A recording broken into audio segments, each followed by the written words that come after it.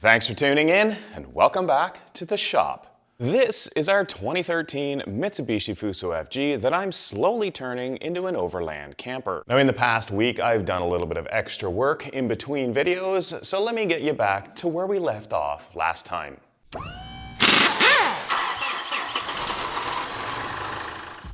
After removing the plastic wheel well liners, I continued on with removing the bolts holding the brackets and the air intake onto the cab support bridge.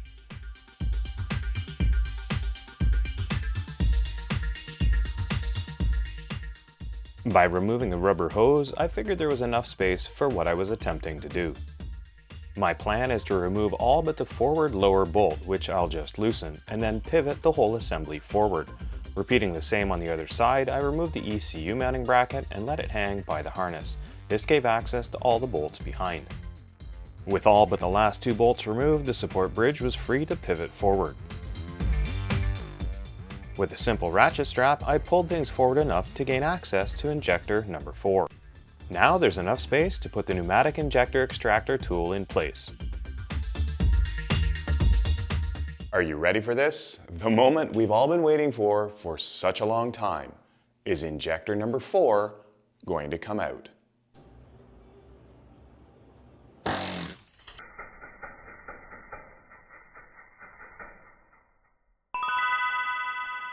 Well, all I can say is this blew my mind. I was fully expecting this to be an all-out battle, a day-long struggle, fabricating custom tools, head scratching, but no. Out it came, and all in one piece.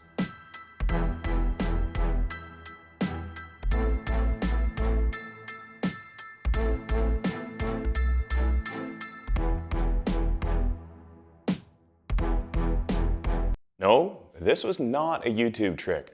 I did not take that injector out and put it back in and then film it to recreate it. This tool did exactly what it's supposed to do. And I'm sure the months of soaking in PB Blaster probably helped as well. So with injector number 4 out, let's see what it looks like inside the cylinder. Using the dual camera Borescope, which by the way is far cheaper than you might think, we'll work it down through the injector hole once again to get stuck. But after a quick cleaning of the bore of the hole with this small little bottle brush which I extended, here we go. Moment of truth. Do we have damage in cylinder number 4? It's still a little bit sticky to get it in there, but it looks like we're damage free. There's a lot of carbon buildup and not exactly super clean in there, but no mechanical interference damage.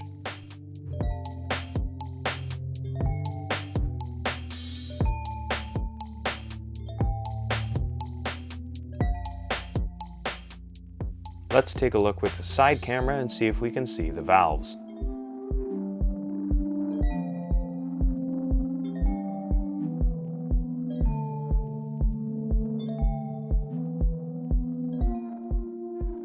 Everything looks good there.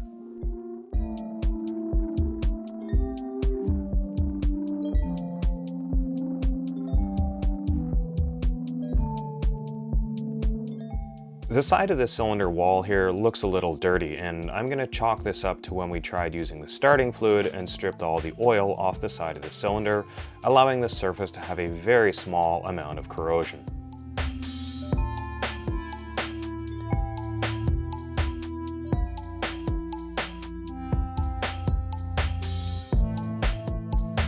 Hey, if you want to help support the creation of content like this, make sure you hit like and subscribe if you haven't already. Also, take a look at all the useful information and links that I've posted in the video description.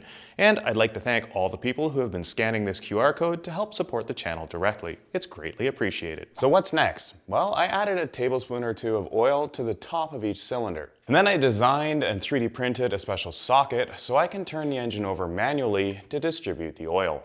Why? Well, I'm pretty sure that the slower cranking that we're hearing is because when I tried to use starting fluid, we stripped all the lubricating oil off the cylinder walls. I want to turn the engine over very slowly to distribute this instead of just blowing it all out through the injector holes and exhaust by cranking the engine over with the starter. And you're probably thinking, why wouldn't you just do this with a socket?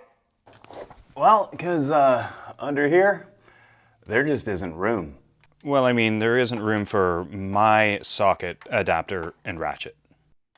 So that is where I came up with this. It took a few revisions and a couple of failed prints. But eventually, wait, you say you want to see the failed prints? Okay, this here is what we call a spaghetti monster. Sometimes the print becomes completely unstuck from the build plate and Printy McPrintface has no idea. So we just build spaghetti for a few hours. But after having our fill of plastic pasta and making some adjustments, we start the next attempt and it goes great until a drive belt skips and we get a layer shift. The good old Printy McPrint just keeps swimming and again we get a failed print. Now I'm not even going to show you the one where I ran out of filament, but let's just say that normally things don't go this badly and once all the issues are corrected, we end up with just the tool that is needed, and it does the job perfectly.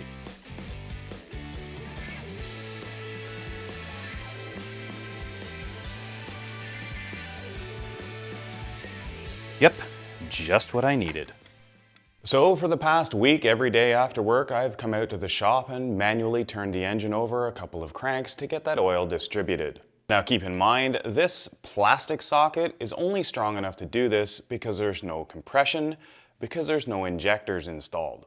And I still can't believe how easily that injector eventually came out. As for the injectors, well, I have 4 new injectors on order, but they're still a couple of weeks out. So for the next couple of weeks, I'll continue to turn the engine over by hand to distribute that oil until we get to a point where I feel like we can crank the engine over on the starter and blow all the excess oil out through the injector holes. Now I do expect when the new injectors go in, we'll be in for a pretty smoky startup, as the remaining oil that's left in there will need to get burned off. Now since I won't need to get the puller tool in there again, we can actually put the cab support bridge back in place and reassemble all the intake, because we won't need that out of the way to put the injector back in.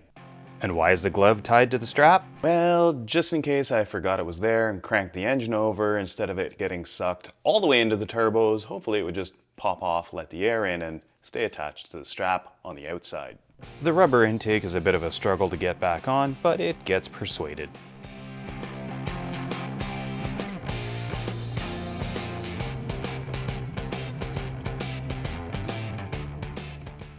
I also replaced one of the rusted gear clamps, and I'll come back later for the other 2.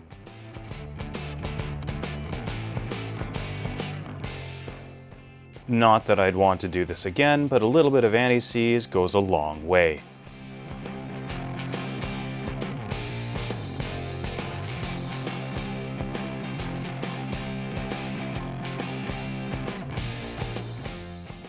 With the same bolts in on the other side, we are headed in the right direction. I believe that is officially the first step in putting things back together to get this engine running. I'm going to leave the plastic shields out for now because once the engine's running again, I'm going to take it outside and needle scale the rest of the front end of this frame, pressure wash it, degrease it, so that I can finish the paint in the areas that'll be behind where the plastic goes. But that is as far as I'm going to get today. I need to spend some time cleaning up the shop. If you haven't already, make sure you hit like so you don't miss what's coming up. Check out the playlist so you can see what I've already done. Throw a comment down below if you got a question. Hit like, share the video. Make sure you check the links in the video description. Thanks for watching, and we'll see you next time.